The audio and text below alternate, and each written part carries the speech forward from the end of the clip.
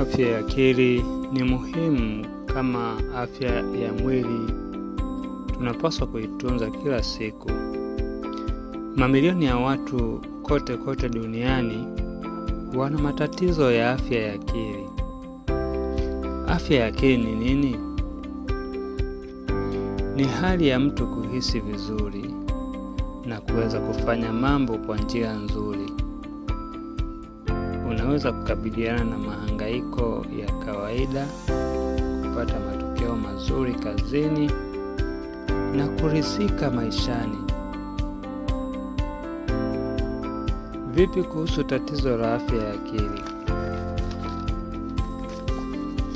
Tatizo la afya ya akili halisababishwi na udhaifu wa mtu.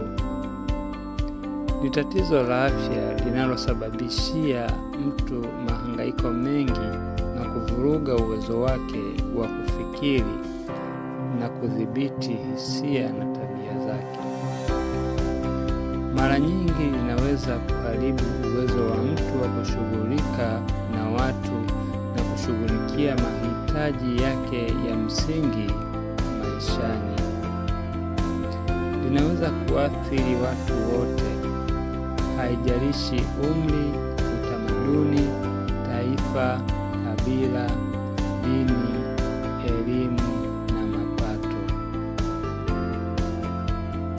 Ikiwa mtu fulani anaanza kukabiliana na tabia,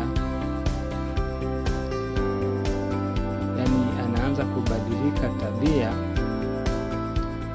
ana matatizo ya kulala au kula, au ana mahangaiko yasiyoisha, wasiwasi au huzuni, huenda akahitaji msaada wa daktari ili kutambua chanzo cha tatizo hilo na kulitibu. Mwanamume mwenye hekima zaidi, Yesu Kristo, alisema hivi: watu wenye afya hawahitaji daktari, lakini wagonjwa wanamhitaji. Alisema maneno hayo katika Mathayo 9:12.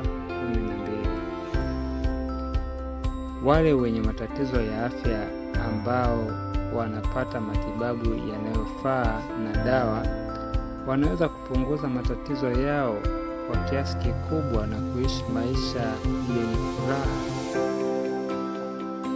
Hivyo, ingawa Biblia si kitabu cha matibabu, mambo inayozungumzia yanaweza kunufaisha afya yetu ya akili. Unaweza kutembelea tovuti ya jw.org ili kunufaika zaidi na elimu ya jinsi ya kuboresha afya yako ya akili kwa mwongozo wa neno la Mungu. Sasa ikiwa umepatwa na tatizo hilo, tatizo la afya ya akili, unapaswa kutendaje? Kuna hatua 9 ambazo zinaweza kukusaidia ukiwa katika hali hiyo ya tatizo la afya ya kiakili. Hatua ya kwanza: fuata matibabu yaliyopendekezwa na madaktari wa magonjwa ya akili. Ina maana kwamba tayari ulikuwa umeenda hospitali, ukachunguzwa na daktari, ukamweleza mahangaiko yako. Sasa unahitaji kufuata kwa uangalifu mapendekezo ya daktari na matibabu yote ambayo wamekupatia. Hatua ya pili: dumisha ratiba yenye usawaziko kila siku. Kila siku uwe na ratiba ambayo haikupi mikazo, haikuvurugi kichwa. Kuwa na ratiba ambayo ni nyepesi, isiyo na mambo mengi ambayo yanakupa mikazo. Hatua ya 3: fanya mazoezi. Hatua ya 4: lala usingizi wa kutosha. Hatua ya 5: Tenga wakati wa kupumzika kila siku. Hatua ya 6: kula chakula chenye lishe.